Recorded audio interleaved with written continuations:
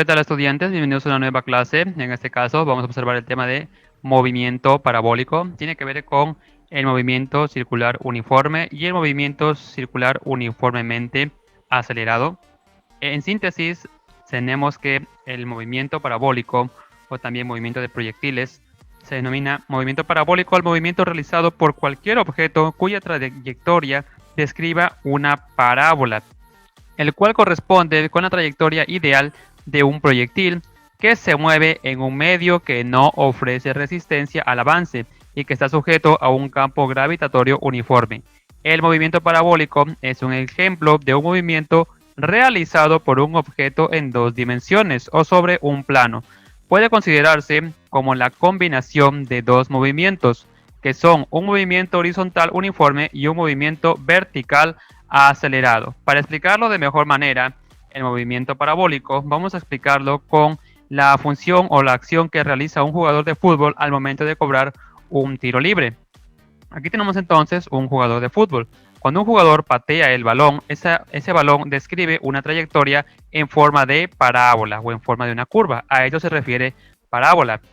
Es un movimiento circular o denominado también parte del movimiento circular. Es un movimiento parabólico debido a que este balón sube, ¿verdad? Avanza, pero al mismo tiempo baja, desciende, ¿verdad? Por acción de la fuerza de la gravedad. Es similar entonces a un movimiento circular que hemos estudiado anteriormente. Entonces el balón, al momento de ser pateado, el balón asciende. Al momento que el balón asciende, lo hace hacia arriba. Aquí intervienen dos ejes del plano cartesiano. Acordémonos que el plano cartesiano tenía el eje X, que era horizontal, y el eje Y, que era vertical. En este caso, cuando el balón asciende, vemos aquí el vector Y o vector de ascenso, pero al mismo tiempo el balón se está moviendo hacia adelante. Aquí interviene el vector X o vector de movimiento, movimiento vertical, movimiento horizontal, pero también interviene un tercer vector, que es el vector del ángulo, es decir, en qué dirección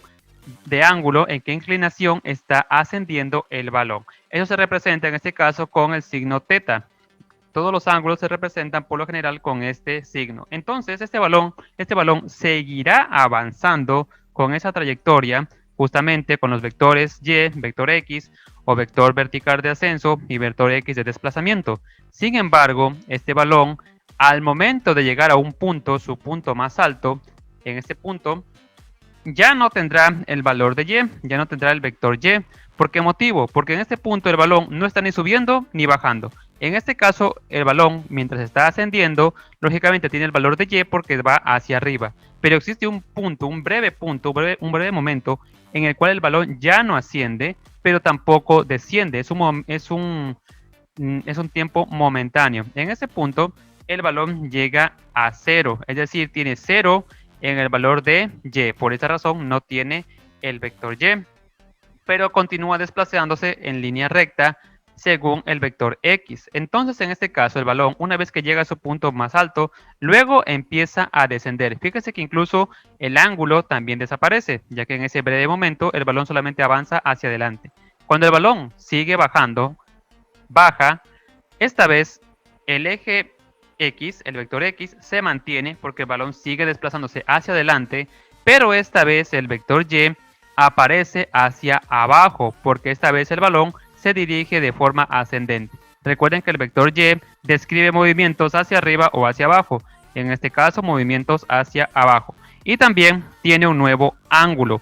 Este es el vector de aceleración con un ángulo determinado. Entonces el balón seguirá avanzando hasta llegar hasta su punto final. El punto final será el mismo en el cual inició, la misma altura. De esta forma se puede describir o explicar el movimiento parabólico, en el cual, como ven, intervienen tres vectores. Vector de desplazamiento, que es el vector X, vector de ascenso o descenso, que es el vector y el vector de aceleración junto con su ángulo de inclinación o de elevación. Vamos a ver algunas fórmulas del movimiento parabólico. En sí son tres fórmulas, prestemos atención. Primero, altura máxima. En el movimiento parabólico existe un punto y solo un punto donde la partícula o cualquier objeto que se esté lanzando se encuentra en un punto más alto de su trayectoria. En este punto, los valores de los vectores son 0, es decir, x es igual a 0 y y es igual a 0. La altura máxima dependerá del ángulo de la velocidad inicial.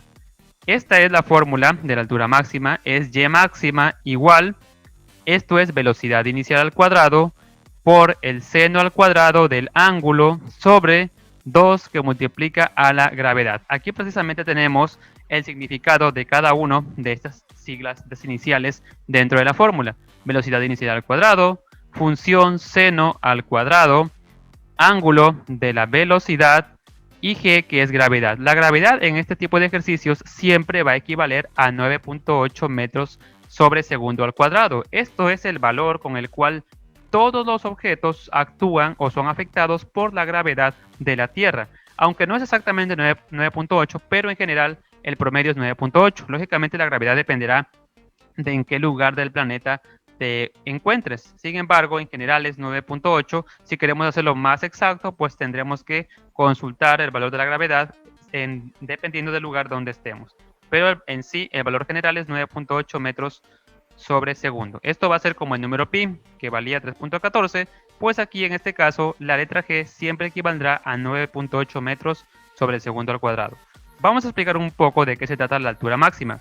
Para eso vamos a utilizar la misma gráfica de la diapositiva anterior para que puedan entender de mejor manera. Ya habíamos visto el desplazamiento que tiene el balón al momento de ser pateado, ¿verdad? En este caso estamos buscando y máxima. Recordemos que y se refiere a la altura máxima o también la altura que está descendiendo. En este caso y máxima es la altura máxima.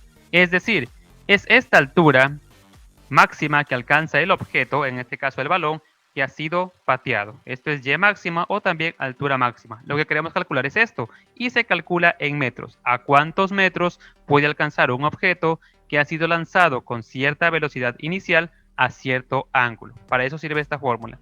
Siguiente fórmula, alcance horizontal máximo.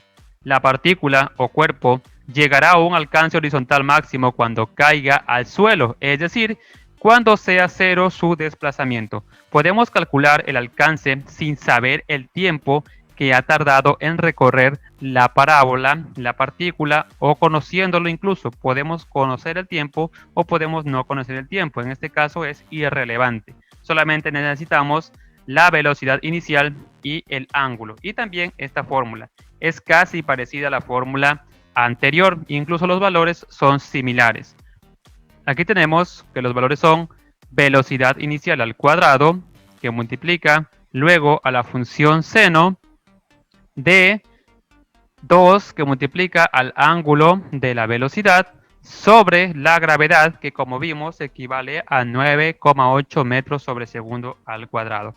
Vamos a explicar de qué se trata esto de alcance máximo con la misma imagen que utilizamos del ejemplo del jugador que patea un balón. Nuevamente tenemos aquí la trayectoria que dibuja el balón al momento de ser pateado. Ya vimos que la fórmula anterior era para obtener la altura máxima. En este caso, esta fórmula de alcance máximo nos sirve para saber cuál es la distancia máxima que puede alcanzar un objeto, en este caso el balón, dependiendo de cuál es la velocidad y el ángulo con el cual fue pateado este balón. Entonces esta fórmula X máximo es para calcular el alcance máximo que puede obtener dicho objeto al momento de ser lanzado, en este caso el balón de fútbol. Por último, tercera fórmula, tiempo de movimiento. Llamamos tiempo de movimiento al vuelo o vuelo al tiempo que invierte el cuerpo o el proyectil en realizar el movimiento completo hasta llegar a la Tierra, es decir, hasta llegar a cero, es decir, a la misma altura del punto de salida. Su fórmula es la siguiente. T es igual 2 que multiplica a velocidad inicial o velocidad sub cero, que significa velocidad inicial, que multiplica al seno del ángulo sobre la gravedad. Estas son el significado de las siglas. En general son similares a las fórmulas anteriores. Esta vez tenemos velocidad inicial, ya no está al cuadrado. Luego tenemos función seno, tenemos ángulo de velocidad y g, que equivale a la gravedad, que siempre será 9,8 metros sobre segundo cuadrado. Nuevamente vamos a utilizar la imagen anterior para poder explicar de qué se trata el tiempo de movimiento. Ya observamos que se puede calcular la altura máxima y se puede calcular el desplazamiento máximo de un objeto al ser lanzado. También podemos calcular cuánto tiempo tarda ese objeto en llegar a su punto inicial. El jugador, al momento de patear el balón se encontraba en el suelo, ¿verdad? Luego de ser pateado, se puede calcular cuánto tiempo tarda en volver a caer el balón nuevamente al suelo. Es decir, podemos calcular este tiempo, donde t minúscula será igual al tiempo de movimiento. Y para calcularlo, necesitamos esta fórmula. Vamos a proceder a ver unos ejercicios de cada una de estas fórmulas para poder comprender de mejor manera de qué se trata movimiento parabólico. Primer ejemplo, nos dice un cañón dispara un proyectil con una velocidad inicial de 30 metros sobre segundo en un ángulo de 50 grados. Calcular la altura máxima que alcanza el proyectil. Aquí el ejercicio ya me pide que debo calcular la altura máxima, por lo tanto voy a utilizar la fórmula de altura máxima. Necesito los valores, que son los siguientes. Velocidad inicial, 30 metros sobre segundo. Luego el ángulo, 50 grados. Y finalmente gravedad, que como dijimos anteriormente, siempre será 9,8 metros sobre segundo al cuadrado. Entonces estos valores los reemplazo en la fórmula. B sub 0 equivale a 30, entonces B sub 0 va a ser 30 elevado al cuadrado. Después seno al cuadrado del ángulo. ¿Cuánto equivale el ángulo? Pues 50 grados. Todo eso sobre 2 que multiplica a G, gravedad, ¿cuánto vale? 9,8.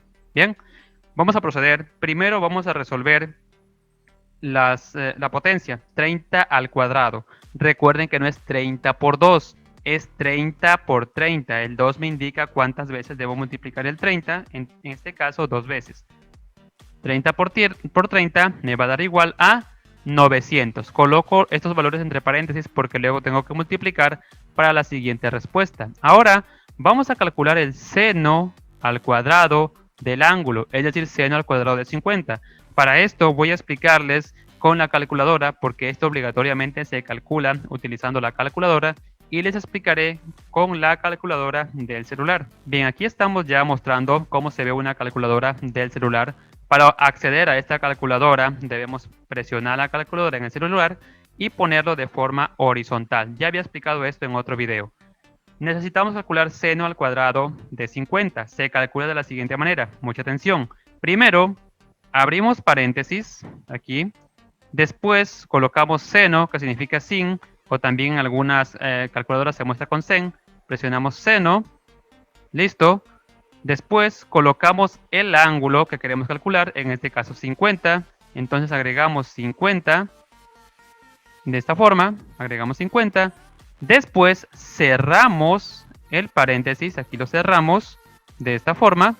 Y finalmente elevamos al cuadrado. Esta significa elevar al cuadrado. X al cuadrado significa calcular el cuadrado de cualquier número. Entonces seleccionamos esta y nos queda de esta forma. Y finalmente presionamos en la tecla igual y nos queda 0,58. Esa es la respuesta de seno al cuadrado de 50. Así es como deben calcular en la calculadora de su celular. Nos quedó entonces 0,58. Como observamos en la calculadora, entonces al sacar seno al cuadrado de 50 nos queda 0,58. Continuamos, multiplicamos 2 por 9,8 y nos queda 19,6. Ahora multiplicamos la parte superior, 900 por 0,58. Aquí abajo 19,6 podemos bajarlo. 900 por 0,58 nos queda 522. Finalmente dividimos 522 para 19,6 y nos queda Y, altura máxima, 26,63 metros. Significa que esta bala de cañón alcanza una altura máxima de 26,63 metros. Observemos otro ejemplo. Nos dice, un golfista lanza una pelota de golf con una velocidad inicial de 15 metros sobre segundo en un ángulo de 35 grados. ¿Cuál es la distancia máxima que alcanza la pelota de golf? Pues en este caso me está pidiendo calcular la distancia máxima, o sea, el alcance máximo, así que necesito la fórmula de alcance máximo.